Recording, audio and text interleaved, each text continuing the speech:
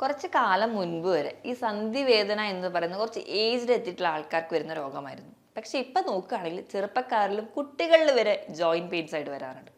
ഈ ജോയിന്റ് പെയിനിന്റെ ഏറ്റവും ഇമ്പോർട്ടൻ്റ് ആയിട്ടുള്ള ഒരു കാരണം എന്ന് പറഞ്ഞാൽ നമ്മുടെ എല്ലുകളുടെ ആരോഗ്യക്കുറവ് തന്നെയാണ്. അപ്പം നമുക്ക് എല്ലുകളുടെ ആരോഗ്യം വർദ്ധിപ്പിക്കാൻ എന്തൊക്കെ ചെയ്യണം, അല്ലെങ്കിൽ എല്ലുകളുടെ ആരോഗ്യം എങ്ങനെയാണ് നശിക്കുന്നത് എന്നൊക്കെ നമുക്ക് ഈ വീഡിയോയിലൂടെ നോക്കാം. ഞാൻ ഡോക്ടർ പ്രിയ, എയർവാ ഡയറ്റിലെ മെഡിക്കൽ ഓഫീസറാണ്.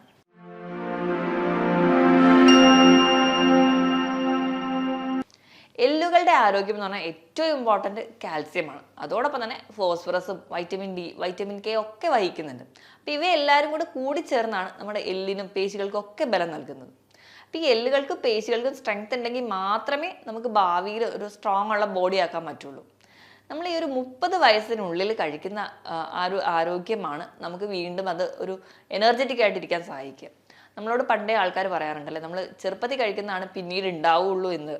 അത് വളരെ സത്യമായിട്ടുള്ളൊരു കാര്യമാണ്. അപ്പം നമ്മൾ കാൽസ്യവും ഫോസ്ഫറസും മിനറൽസും ഒക്കെ അടങ്ങിയ ഭക്ഷണം കഴിക്കുകയാണെങ്കിൽ മാത്രമേ നമുക്ക് കറക്റ്റായിട്ടൊരു ആരോഗ്യം നമ്മുടെ ഒരു ഓൾഡ് ഏജ് എത്തുമ്പോൾ ഉണ്ടാവുള്ളൂ. കാരണം 30 വയസ്സിനുള്ളിലാണ് നമ്മുടെ ബോൺ മിനറൽ ഡെൻസിറ്റി എന്ന് പറയുന്നത്, അല്ലെങ്കിൽ നമ്മുടെ ബോണിൻ്റെ ആ ഒരു സ്ട്രെങ്ത് മെയിൻറ്റെയിൻ, അല്ലെങ്കിൽ ആ ഒരു വളർച്ച കംപ്ലീറ്റ് ആവുന്നത് ഒരു 30 വയസ്സിലാണ്. അപ്പോൾ നമ്മൾ 30 വയസ്സിനുള്ളിൽ നമ്മൾ ഹെൽത്തി ആയിട്ടുള്ള ഫുഡ് കഴിക്കുകയാണെങ്കിൽ നമുക്ക് ഭാവി ആരോഗ്യമായിട്ടിരിക്കാൻ പറ്റും. അപ്പം അങ്ങനെ നോക്കുകയാണെങ്കിൽ നമ്മൾ കൃത്യമായി കഴിക്കേണ്ട ഭക്ഷണങ്ങൾ എന്തൊക്കെയാണ്, അല്ലെങ്കിൽ നമ്മുടെ ബോണിൻ്റെ ഹെൽത്ത് നശിപ്പിക്കുന്ന എന്തൊക്കെയാണെന്ന് നോക്കാം. അപ്പോൾ ബോണിൻ്റെ ഹെൽത്ത് നശിപ്പിക്കുന്ന ഭക്ഷണങ്ങളിൽ ഏറ്റവും ഒന്നാമതായി പറയുന്നത് സോഡിയമാണ്. സോഡിയം എന്ന് പറയുന്നത് നമുക്ക് ശരീരത്തിന് ആവശ്യപ്പെട്ട ഒരു മിനറൽ തന്നെയാണ്. 2 to 3 ഗ്രാം ഒരു ദിവസം നമുക്ക് വേണം. അപ്പം അതിലും അധികമായി കഴിഞ്ഞാൽ നമ്മുടെ ശരീരത്തിൽ അധികമായി എന്തെത്തിയാലും മൂത്രത്തിലൂടെയും മലത്തിലൂടെയും ശരീരം പുറന്തള്ളും. അപ്പം അങ്ങനെ സോഡിയം അധികമായാൽ അത് പുറത്തേക്ക് പുറന്തള്ളും. അപ്പോൾ പുറത്തേക്ക് പുറന്തള്ളുന്ന സമയത്ത് ഈ സോഡിയം ഒരു കൂട്ടിന് വേണ്ടിയിട്ട് കാൽസ്യത്തിനെയും കൂടി കൊണ്ടുപോകും. അപ്പോൾ നമ്മുടെ ശരീരത്തിലുള്ള കാൽസ്യത്തിൻ്റെ ലെവൽ കുറയും. നമ്മുടെ ശരീരത്തിൽ, അല്ലെങ്കിൽ നമ്മുടെ രക്തത്തിൽ കാൽസ്യത്തിൻ്റെ ലെവൽ കുറഞ്ഞു കഴിഞ്ഞാൽ നമ്മുടെ ശരീരം ആ ഒരു കാൽസ്യം ലെവൽ മെയിൻറ്റെയിൻ ചെയ്യാൻ വേണ്ടി എല്ലിൽ നിന്ന് വലിച്ചെടുക്കാൻ തുടങ്ങും. എല്ലിൻ്റെ ബലത്തിന് വേണ്ടി നമ്മൾ സ്റ്റോർ ചെയ്തിരിക്കുന്നതാണ് കാൽസ്യം. അപ്പോൾ കാൽസ്യം നമ്മുടെ എല്ലിൽ കുറയുക, രക്തത്തിൽ മെയിൻറ്റെയിൻ ചെയ്യാൻ, ആ ഒരു ബാലൻസ് നിലനിർത്താൻ വേണ്ടി തുടങ്ങുമ്പോൾ ആ എല്ലിൻ്റെ കട്ടി കുറയാൻ തുടങ്ങും. എല്ലിൻ്റെ കട്ടി കുറയുമ്പോൾ അത് അതിൻ്റെതായ കോംപ്ലിക്കേഷൻസിലോട്ട് പോകും. രണ്ടാമതായിട്ട് പഞ്ചസാര. നമ്മൾ അധികമായിട്ട് പഞ്ചസാര അല്ലെങ്കിൽ ബേക്കറി ഐറ്റംസോ ഒരുപാട് വൈറ്റ് ഷുഗർ ആയിക്കോട്ടെ, അല്ലാതെ എന്ത് മധുര പലഹാരങ്ങളോ ആയിക്കോട്ടെ, ഇത് അധികമായി കഴിക്കുകയാണെങ്കിൽ നമ്മുടെ ആമാശയത്തിൽ നിന്ന് കാൽസ്യത്തിൻ്റെ അബ്സോർപ്ഷൻ കുറയും. നമ്മൾ അത്രയും അധികം കാൽസ്യം കഴിക്കുന്നുണ്ട്, പക്ഷെ അതിനോടൊപ്പം തന്നെ മധുരം കഴിക്കുന്നുണ്ടെങ്കിൽ യാതൊരു ഗുണവുമില്ല. നമ്മൾ ഒരു ഗ്ലാസ് പാൽ കുടിക്കുന്നുണ്ട്, പാലിൽ നല്ല രീതിയിൽ പഞ്ചസാര ഇട്ട് നല്ലപോലെ കലക്കിയാണ് എടുത്തിരിക്കുന്നതെങ്കിൽ യാതൊരു ഗുണവും നമുക്ക് അതിൽ നിന്ന് കിട്ടാനില്ല. നമ്മൾ നല്ല രീതിയിൽ മധുരം കഴിക്കുമ്പോൾ കാൽസ്യത്തിൻ്റെ അബ്സോർപ്ഷൻ അവിടെ കുറയും. മൂന്നാമത് സോഫ്റ്റ് ഡ്രിങ്ക്സ്. ഏറ്റവും ഇമ്പോർട്ടൻ്റ് ആയി പറയുന്നത് കോള. ഇതിലൊക്കെ കഫീൻസ് അടങ്ങിയിട്ടുണ്ട്. ഈ കഫീനും നമുക്ക്, അല്ലെങ്കിൽ കഫീൻ പോലെയുള്ള വസ്തുക്കൾ നമ്മുടെ കാൽസ്യത്തിൻ്റെ അബ്സോർപ്ഷൻ കുറയും. കഫീൻ മാത്രമല്ല ടാനിൻ അടങ്ങിയിട്ടുള്ളതും. നമ്മൾ അധികം ചായ, കാപ്പി ഒക്കെ കുടിക്കുന്നവരാണെങ്കിൽ നമ്മുടെ കാൽസ്യത്തിൻ്റെ അബ്സോർപ്ഷൻ വളരെ വീക്കായിരിക്കും. അതുകൊണ്ട് തന്നെ എല്ലിൻ്റെ ബലം വളരെ കുറവായിരിക്കും. നമ്മളൊരു ദിവസവും മാക്സിമം എന്ന് പറഞ്ഞു കഴിഞ്ഞാൽ 2 ഗ്ലാസ്സാണ് നമ്മൾ പറയാറ്. ഒരു കാപ്പി ആയിക്കോട്ടെ, ചായ ആയിക്കോട്ടെ, 2 അല്ലെങ്കിൽ 3. ചിലർക്ക് ഭയങ്കര അഡിക്ഷൻ ആയിരിക്കും, 4, 5, 6 തവണ കഴിക്കുന്നവരൊക്കെ ഉണ്ടാവും. അപ്പോൾ അങ്ങനെ ഒരു ഹോബി ആയിട്ട്, അല്ലെങ്കിൽ ഒരു അഡിക്ഷൻ ആയിട്ട് മാറി ചായയും കാപ്പിയും കഴിക്കുകയാണെങ്കിൽ നമ്മുടെ എല്ലിൻ്റെ ആരോഗ്യം വളരെ വീക്കായിരിക്കും. അടുത്തതായിട്ട് നോക്കുകയാണെങ്കിൽ നമ്മൾ ആൽക്കഹോളിൻ്റെ ഉപയോഗം ഉണ്ടെങ്കിൽ, ആൽക്കഹോൾ അധികമായിട്ട് കുടിക്കുന്ന ആൾക്കാർക്കാണെങ്കിൽ അവർക്കും ഈ പറഞ്ഞ പോലെ കാൽസ്യത്തിൻ്റെ അബ്സോർപ്ഷൻ ഭയങ്കര വീക്കായിരിക്കും. അധികമായി നമ്മുടെ ശരീരത്തിൽ ആൽക്കഹോളോ അല്ലെങ്കിൽ പുകവലി പോലെയുള്ള ശീലങ്ങൾ ഉണ്ടെങ്കിൽ നമ്മുടെ എല്ലാ തരത്തിലുള്ള വൈറ്റമിൻസിൻ്റെയും മിനറൽസിൻ്റെയും അബ്സോർപ്ഷൻ വളരെ കുറയും. അപ്പോൾ അത് കുറയുന്നതിൻ്റെ ഭാഗമായിട്ട് നമുക്ക് കാൽസ്യത്തിൻ്റെ അബ്സോർപ്ഷൻ കുറഞ്ഞു, അങ്ങനെയും ബോൺ വീക്കാവും. ഇനി മറ്റൊരു ഫാക്ടർ എന്ന് പറഞ്ഞിട്ടുണ്ടെങ്കിൽ നമ്മുടെ സെഡൻറ്ററി ഹാബിറ്റാണ്. നമ്മൾ യാതൊരുവിധ വ്യായാമം ചെയ്യുന്നില്ല, വീടിൻ്റെ ഉള്ളിൽ ഇൻഡോർ ഹോബി തന്നെയാണ് നമുക്കുള്ളത്, പുറത്തേക്ക് ഇറങ്ങുന്നില്ല, വെയിൽ കൊള്ളുന്നില്ല, ഇങ്ങനത്തെ ഒരു ക്യാരക്ടറാണ് നമ്മളുടേതെങ്കിൽ നമ്മുടെ ശരീരത്തിൽ സ്വാഭാവികമായിട്ടും വൈറ്റമിൻ ഡിയുടെ ലെവൽ വളരെ കുറവായിരിക്കും. വൈറ്റമിൻ ഡിയുടെ ലെവൽ വളരെ കുറവാണെങ്കിൽ നമ്മൾ എത്രയധികം കാൽസ്യം കഴിച്ചാലും യാതൊരുവിധ കാര്യം ഉണ്ടാവില്ല. കാൽസ്യത്തിൻ്റെ അബ്സോർപ്ഷൻ കംപ്ലീറ്റ് ആവണമെങ്കിൽ വൈറ്റമിൻ ഡി വളരെ ഇമ്പോർട്ടൻ്റ് ആണ്. വൈറ്റമിൻ ഡി ഉണ്ടെങ്കിൽ മാത്രമേ കാൽസ്യം ശരീരത്തിൽ നിന്ന് അബ്സോർബ് ആവുള്ളൂ. അപ്പോൾ അതിൻ്റെ ഭാഗമായിട്ട് നമുക്ക് വൈറ്റമിൻ ഡി ഡെഫിഷ്യൻസി വരുന്നു, അതുമൂലം കാൽസ്യം ഡെഫിഷ്യൻസി വരുന്നു, ബോണിൻ്റെ സ്ട്രെങ്ത് സ്വാഭാവികമായിട്ട് കുറയുന്നു. അപ്പം ഇങ്ങനെയും നമ്മുടെ എല്ലിൻ്റെ ആരോഗ്യം കംപ്ലീറ്റ് ആയിട്ട് നശിക്കുന്നുണ്ട്. ഇതിനോടൊപ്പം തന്നെ നമ്മൾ അധികമായിട്ട് റെഡ് മീറ്റ് കഴിക്കുന്ന ആൾക്കാരാണെങ്കിൽ, റെഡ് മീറ്റ് എന്ന് പറയുമ്പോൾ പോത്തിറച്ചി, പന്നിയിറച്ചി, താറാവിറച്ചി ഇതൊക്കെ അധികമായിട്ട് കഴിക്കുന്ന ആൾക്കാർ, മിക്ക ദിവസങ്ങളും റെഡ് മീറ്റ് തന്നെ കഴിക്കുന്ന ആൾക്കാരിലാണെങ്കിൽ ഈ ഒരു ഫോസ്ഫറസും കാൽസ്യവും തമ്മിലൊരു ബാലൻസിലാണ് നമ്മുടെ ശരീരത്തിൽ നടക്കുന്നത്. ആ ഒരു ബാലൻസ് തെറ്റുകയും അതുമൂലം കാൽസ്യം ഡെഫിഷ്യൻസി വരും. അപ്പോൾ കാൽസ്യത്തിൻ്റെ ലെവൽ കൂടുമ്പോൾ ഫോസ്ഫറസിൻ്റെ ലെവൽ കുറയുന്നു. അങ്ങനെ അവർ തമ്മിലൊരു മ്യൂച്വൽ അണ്ടർസ്റ്റാൻഡിങ്ങിലാണ് നിൽക്കുന്നത്. അപ്പോൾ ആ ഒരു ബാലൻസ് തെറ്റുകയും അതുമൂലം നമുക്ക് കാൽസ്യം ഡെഫിഷ്യൻസി വരാറുണ്ട്. അപ്പോൾ ഈ റെഡ് മീറ്റ് എന്ന് പറഞ്ഞാൽ ആഴ്ചയിൽ കഴിക്കുന്ന ശീലമൊക്കെ ഉള്ളവരാണെങ്കിൽ അത് മാറ്റിയിട്ട് മാസത്തിൽ 1-2 തവണയായിട്ട് ചുരുക്കുന്നത് നമ്മുടെ ആരോഗ്യം വർദ്ധിപ്പിക്കാൻ വേണ്ടി സഹായിക്കും. ഇനിയിപ്പോൾ ഈ ഒരു ബോണിൻ്റെ ഹെൽത്ത് നമുക്ക് വീക്ക് ആവുകയാണ്, നമ്മുടെ ശരീരത്തിൽ ബോണ്ട് ഹെൽത്ത് കുറവാണ് എന്ന് നമുക്ക് തോന്നുകയാണെങ്കിൽ എന്തൊക്കെ ലക്ഷണങ്ങളായിട്ടാണ് പ്രസൻറ്റ് ചെയ്യുന്നത് നോക്കാം. ഒന്നാമതായി പറയുകയാണെങ്കിൽ നമ്മുടെ സന്ധി വേദനകളാണ്. അതുപോലെ തന്നെ പേശി വേദനകൾ, നമുക്ക് മുട്ടുവേദന, നമ്മുടെ അമ്മമാരുടെയൊക്കെ ഒരു ആരോഗ്യം എടുക്കുകയാണെങ്കിൽ ഒരുപാട് വെയർ ആൻഡ് ടിയർ ഒക്കെ വന്നതിന് ശേഷം അവർക്ക് ഭയങ്കരമായ സന്ധിവേദന, മുട്ടുവേദന, നടുവേദന എന്ന് കംപ്ലയിൻറ്റ് ചെയ്യുന്ന ആൾക്കാരായിരിക്കും. അതുപോലെ തന്നെ കുട്ടികളുടെ കേസ് എടുക്കുകയാണെങ്കിൽ അവരും പറയുന്നത് കൂടുതലും ജോയിൻറ്റ് പെയിൻസ്, അല്ലെങ്കിൽ ഈ ഒരു ഏജ് ഗ്രൂപ്പിലെ കഴുത്ത് വേദന അല്ലെങ്കിൽ കൈവേദന, കാലുവേദന ഇങ്ങനത്തെ പ്രസൻസ് ഉണ്ടാവും. ഈ ഒരു പ്രസൻറ്റേഷനോടൊപ്പം തന്നെ അവർക്ക് പെട്ടെന്ന് കാലുകളും കൈകളും എല്ലിന് ഒടിവ് വരാം. ചെറിയൊരു വീഴ്ചയിലാണെങ്കിൽ പോലും ഇപ്പോൾ കൈകൊത്തി എന്ന് വീണ് കഴിഞ്ഞാൽ ആ ഒരു ബ്രിസ്റ്റ് ജോയിന്റിൽ പൊട്ടുണ്ടാവുക, അല്ലെങ്കിൽ നമ്മൾ ബാത്റൂമിലൊക്കെ തെന്നി വീണു നടുവിടിച്ചു, അപ്പോൾ നടുവിന് ഡിസ്കിന് കംപ്ലൈൻറ്റ് ഉണ്ടാവുക. ഇനി അടുത്തായിട്ട് കാൽസ്യം ഡെഫിഷ്യൻസി, നമ്മുടെ എല്ലുകളുടെ ആരോഗ്യം കുറവാണെങ്കിൽ നമുക്ക് പൊക്കക്കുറവ് കാണിക്കാറുണ്ട്. നോർമലി നമ്മുടെ ഏജിന് വേണ്ട അത്രയും പൊക്കമില്ലാത്തൊരവസ്ഥ വരികയാണെങ്കിൽ ചിലപ്പോൾ അവിടെ എല്ലിൻ്റെ ആരോഗ്യം കുറവായിരിക്കും. അപ്പം അല്ലെങ്കിൽ ആ ഒരു തരത്തിലുള്ള ഭക്ഷണം കഴിക്കുന്ന ആൾക്കാരാണെങ്കിൽ, ജങ്ക് ഫുഡ്സ് ഒക്കെ ഒരുപാട് കഴിക്കുന്ന ആൾക്കാരെ നോക്കിക്കഴിഞ്ഞാൽ അവർക്ക് ചിലപ്പോൾ ആ ഒരു എല്ലിൻ്റെ ഒരു ആരോഗ്യക്കുറവ് മൂലം അവർക്ക് പൊക്കത്തിന് വ്യത്യാസം വരാം. അപ്പോൾ ആ ഒരു ഡിസ്കിലൊക്കെ ഉണ്ടാകുന്ന തേയ്മാനങ്ങൾ പെട്ടെന്ന് അവരെ ബാധിക്കുന്നത് കാണാം. പേശി വേദന കാണിക്കാറുണ്ട്. ഇതോടൊപ്പം തന്നെ ഒരു ജോലിയിലും ഒരു ഉന്മേഷം കാണില്ല, അല്ലെങ്കിൽ ഒന്ന് ജോലി ചെയ്യാനുള്ളൊരു താല്പര്യം അവർക്ക് തോന്നില്ല, ഭയങ്കരമായിട്ടുള്ളൊരു ക്ഷീണം തോന്നാറുണ്ട്. ഇനി വൈറ്റമിൻ ഡിയും കാൽസ്യം ഒരുപോലെ കുറവുള്ള ആൾക്കാരിലാണെങ്കിൽ ഈ പറഞ്ഞ ലക്ഷണത്തിനോടൊപ്പം തന്നെ മൂഡ് സ്വിങ്സും, അല്ലെങ്കിൽ അവരുടെ സ്വഭാവത്തിൽ തന്നെ ഭയങ്കര ഇറിറ്റേഷൻസും, ആൻസൈറ്റി, ഡിപ്രഷൻസ് പോലെയുള്ള ലക്ഷണങ്ങൾ വൈറ്റമിൻ ഡിയും കൂടെ കുറവാണെങ്കിൽ തോന്നിക്കാറുണ്ട്. ഇതോടൊപ്പം തന്നെ മുടി കൊഴിച്ചിൽ, അല്ലെങ്കിൽ ഭയങ്കരമായ ഡ്രൈ സ്കിന്നൊക്കെ കൂടെ ഇതിനോടൊപ്പം തന്നെ കാണിക്കാറുണ്ട്. ഈ എല്ലുകളുടെ ബലം കുറയുന്നതോടൊപ്പം തന്നെ നഖങ്ങളും പെട്ടെന്ന് പൊട്ടിപ്പോവുക, അല്ലെങ്കിൽ ഉണ്ടാകുന്ന കേടായിട്ട് വരിക, നഖത്തിൽ ഒരു സ്പ്ലിറ്റ്സ് തോന്നുക, ഇങ്ങനത്തെ പ്രശ്നങ്ങളും മുടിയുടെ അറ്റത്ത് വിണ്ടുകീറലായിട്ടും ഒക്കെ പ്രസൻറ്റ് ചെയ്യാറുണ്ട്. അപ്പോൾ ഈ പറയുന്ന ലക്ഷണങ്ങൾ ആർക്കെങ്കിലും ഉണ്ടെങ്കിൽ നിങ്ങളൊരു ഡോക്ടറെ കാണുക, നിങ്ങളുടെ കാൽസ്യം അല്ലെങ്കിൽ വൈറ്റമിൻ ഡിയുടെ ലെവലൊക്കെ നോക്കുക.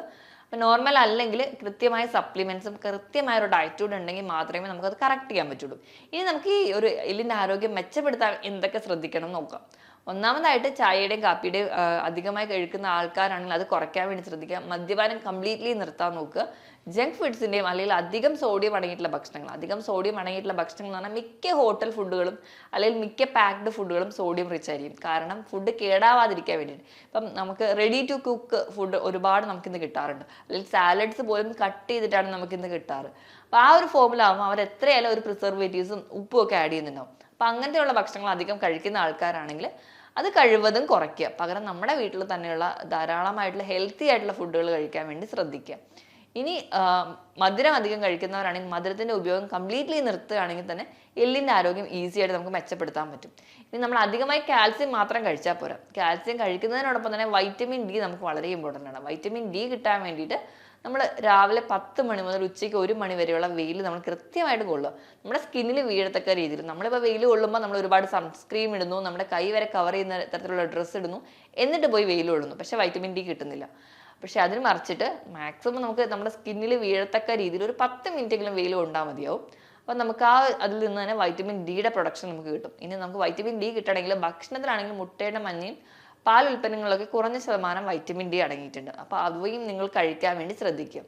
ഇനി നമ്മൾ കാൽസ്യത്തിൻ്റെ കാര്യത്തിലോട് വരുന്ന സമയത്ത് നമ്മൾ കാൽസ്യമാണ് ഏറ്റവും ഇമ്പോർട്ടൻ്റ് ആയിട്ട് ബോൺ ഹെൽത്തിന് വേണ്ടി പറയാറ്. അപ്പം നമ്മുടെ എല്ലിൻ്റെ ആരോഗ്യത്തിന് വേണ്ടി നമ്മൾ എല്ലാവരും പറയാറുണ്ട് പാലും മുട്ടയൊക്കെ കഴിച്ചാൽ മതി, നമുക്ക് എല്ലിൻ്റെ ആരോഗ്യം കൃത്യമായി കിട്ടുന്നു.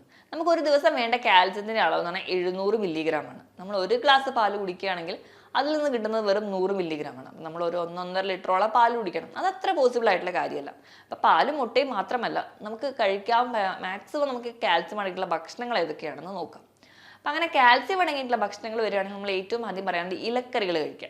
ഇപ്പം ഇലക്കറികളിൽ നമ്മുടെ വീട്ടിൽ കിട്ടുന്ന ചുമന്ന ചീര അല്ലെങ്കിൽ പച്ച ചീര മാത്രമല്ല, മുരിങ്ങയിലയുണ്ട്, എല്ലാ തരത്തിലുള്ള ഇലക്കറികളിലും കിട്ടാറുണ്ട്. മുരിങ്ങയില അല്ലെങ്കിൽ അഗസ്ത്യ ചീര അല്ലെങ്കിൽ പൊന്നാങ്കണ്ണി ചീര, സ്വർണ്ണ ചീര, ഇവയൊക്കെ ഇങ്ങനെ പലതരത്തിലുള്ള ഇലകൾ കിട്ടാറുണ്ട്. ഇപ്പം നമ്മൾ നോക്കുകയാണെങ്കിൽ നമ്മൾക്ക് സ്വാഭാവികമായി കിട്ടുന്ന ചീരയെക്കാളും ബാക്കിയുള്ള ഈ ഇലക്കറികളിലാണ്. ഇപ്പോൾ എന്തിനധികം പറയുകയാണെങ്കിൽ നമുക്ക് മല്ലിയില, കറിവേപ്പില, ഇതിലൊക്കെ കാൽസ്യം അടങ്ങിയിട്ടുണ്ട്. അപ്പോൾ ഒരു 100 ഗ്രാം കറിവേപ്പില എടുക്കുകയാണെങ്കിൽ തന്നെ ഒരു 830 മില്ലിഗ്രാമോളം കാൽസ്യം അതിലടങ്ങിയിട്ടുണ്ട്. അപ്പം ഇങ്ങനെയുള്ള എല്ലാ തരത്തിലുള്ള ഇലക്കറികളും നിങ്ങൾ കഴിക്കാൻ വേണ്ടി ശ്രദ്ധിക്കുക. ഇപ്പോൾ കറിവേപ്പിലൊക്കെ ആണെങ്കിൽ നമ്മൾ മാക്സിമം കുക്ക് ചെയ്യാനൊക്കെ ഇട്ടാൽ പോലും നമ്മളത് എടുത്ത് കളയുകയാണ് ചെയ്യുക. അതിന് പകരം വേണമെങ്കിൽ അമ്മമാർക്ക് അതൊരു ടിപ്പായിട്ട് അരച്ച് ചേർക്കുക. ഇപ്പം തേങ്ങ അരയ്ക്കുന്നതിനോടൊപ്പം തന്നെ ഈ ഇലക്കറികളൂടെ അരച്ച് ചേർക്കുകയാണെങ്കിൽ കുറച്ച് ഗുണങ്ങൾ അതിൽ നിന്ന് കിട്ടും. അപ്പോൾ ഈ ഇലക്കറികൾ മാക്സിമം കഴിക്കാൻ വേണ്ടി ശ്രദ്ധിക്കുക. ഈ ചുമന്ന ചീരയിലും പച്ച ചീരയിലും ധാരാളം കാൽസ്യം ഉണ്ടെങ്കിൽ കൂടി ഇതിൽ ഓക്സലേറ്റും ഫൈറ്റേറ്റ്സും ഒക്കെ ഉള്ളത് കൊണ്ട് തന്നെ കാൽസ്യം അബ്സോർപ്ഷൻ കുറച്ച് കുറവായിരിക്കും. അപ്പം ഈ അധികം കഴിച്ചത് കൊണ്ട് മാത്രം ഈ ഇലക്കറികൾ മാത്രം കഴിച്ചുകൊണ്ട് ഗുണമില്ല. നമുക്ക് ബാക്കിയുള്ള മുരിങ്ങയിലയും ഞാൻ നേരത്തെ പറഞ്ഞിട്ടുള്ള ഇലക്കറികൾ മാക്സിമം ഉൾപ്പെടുത്താൻ വേണ്ടി ശ്രദ്ധിക്കുക. ഇനി ധാന്യങ്ങളുടെ കേസ് എടുക്കുകയാണെങ്കിൽ റാഗി ഏറ്റവും നല്ല റിച്ച് സോഴ്സാണ് കാൽസ്യത്തിൻ്റെ. അപ്പോൾ നമ്മൾ കഴിക്കുന്ന എല്ലാ ഭക്ഷണത്തിലും റാഗി ഉൾപ്പെടുത്താൻ പറ്റുകയാണെങ്കിൽ അത് അത്രയും നല്ലത്. ഇപ്പോൾ രാവിലത്തെ ബ്രേക്ക്ഫാസ്റ്റിനോടൊപ്പം തന്നെ ഇപ്പോൾ നമ്മൾ ദോശയോ ഇഡ്ഡലിയോ പുട്ടോ എന്താണെങ്കിലും 1:1 റേഷ്യോയിൽ ദോശ ഉണ്ടാക്കുകയാണെങ്കിലും റാഗിയുടെ പൗഡറോടെ മിക്സ് ചെയ്യാം. അപ്പോൾ അങ്ങനെ ചെയ്യുകയാണെങ്കിൽ ഒരു ബാലൻസിൽ നമുക്കത് കഴിക്കാൻ പറ്റും. അപ്പോൾ റാഗിയുടെ തന്നെ കുറുക്കുണ്ടാക്കി കുഞ്ഞുങ്ങൾക്കൊക്കെ തുടങ്ങുകയാണെങ്കിൽ ഒരു പരിധി വരെ നമുക്ക് കാൽസ്യം ഡെഫിഷ്യൻസി ഓവർകം ചെയ്യാം. എല്ലാ തരത്തിലുള്ള നട്ട്സിൽ അടങ്ങിയിട്ടുണ്ട്. ബദാം, കാഷ്യൂവിലൊക്കെ കാൽസ്യത്തിൻ്റെ പ്രസൻസ് ഉണ്ട്. അപ്പോൾ അത് കഴിക്കാൻ വേണ്ടി ശീലിക്കുക. മുട്ടയിൽ അടങ്ങിയിട്ടുണ്ട്. അപ്പം നമ്മൾ എല്ലാ ദിവസവും കുഞ്ഞുങ്ങൾക്കൊക്കെ ആണെങ്കിലും മുട്ട കൊടുക്കുന്നത് വളരെ നല്ലതാണ്. കൊളസ്ട്രോൾ ലെവൽ അധികം ഓവർ അല്ലാത്ത ആൾക്കാർക്കാണെങ്കിലും ഒരു പരിധി വരെ ആഴ്ചയിൽ 3-4 മുട്ട വരെ കഴിക്കാവുന്നതാണ്. അപ്പോൾ ഈ പറയുന്ന ഭക്ഷണങ്ങളൊക്കെ നിങ്ങൾ സ്ഥിരമായിട്ട് കഴിക്കുക. ഇനി ചെറിയ ചെറിയ മത്സ്യങ്ങൾ, മത്തി, അയല, നെത്തോലി പോലെയുള്ള മത്സ്യങ്ങൾ, തോടോടു കൂടിയുള്ള മത്സ്യങ്ങൾ, മറ്റ് രോഗങ്ങളൊന്നും ഇല്ലെങ്കിൽ ഇവയൊക്കെ കഴിക്കുന്നതും നമുക്കൊരു പരിധി വരെ കാൽസ്യം ഡെഫിഷ്യൻസി ഓവർകം ചെയ്യാൻ സഹായിക്കും. മത്സ്യത്തിനോടൊപ്പം തന്നെ വൻപയർ, നിലക്കടല, സോയാ പ്രോഡക്ട്സ് ഇവയിലൊക്കെ കാൽസ്യം അടങ്ങിയിട്ടുണ്ട്. നമ്മൾ ഈ കാൽസ്യം അടങ്ങിയ ഭക്ഷണങ്ങൾ കഴിച്ചുകൊണ്ട് മാത്രം കാര്യമില്ല. ഈ കാൽസ്യത്തിൻ്റെ അബ്സോർപ്ഷൻ കൃത്യമായിട്ട് നടക്കണമെങ്കിൽ ഫോസ്ഫറസ്, മാഗ്നീഷ്യം ഒക്കെ അടങ്ങിയ ഭക്ഷണങ്ങൾ കഴിക്കണം. അപ്പോൾ ഫോസ്ഫറസ് ഈ സാധാരണ ധാന്യങ്ങളിലൊക്കെ അടങ്ങിയിട്ടുണ്ട്. തവിടോട് കൂടിയ ധാന്യങ്ങളിലൊക്കെ ഫോസ്ഫറസ് അടങ്ങിയിട്ടുണ്ട്. ഇനി മാഗ്നീഷ്യം കിട്ടാൻ വേണ്ടിയിട്ട് നമുക്ക് ഏത്തപ്പഴം ഒക്കെ കഴിക്കുന്നത് വളരെ ഇമ്പോർട്ടൻ്റ് ആണ്. അപ്പോൾ നമ്മൾ ഈ കാൽസ്യം അടങ്ങിയ ഭക്ഷണം കഴിക്കുമ്പോൾ കൂടെ നമ്മൾ ഏത്തപ്പഴമോ അല്ലെങ്കിൽ മാഗ്നീഷ്യം അടങ്ങിയ ഭക്ഷണങ്ങളൊക്കെ കഴിക്കുകയാണെങ്കിൽ കുറച്ചുകൂടി അബ്സോർപ്ഷൻ ഫാസ്റ്റായിട്ട് നടക്കും. ഇനി പഴവർഗ്ഗങ്ങളുടെ കേസ് എടുക്കുകയാണെങ്കിൽ കാൽസ്യം ഏറ്റവും കൂടുതലായിട്ട് പറയുന്നത് മൾബറിയിലാണ്. ഒരു 100 ഗ്രാം മൾബറി എടുക്കുകയാണെങ്കിൽ 39 മില്ലിഗ്രാമോളം കാൽസ്യം അടങ്ങിയിട്ടുണ്ട്.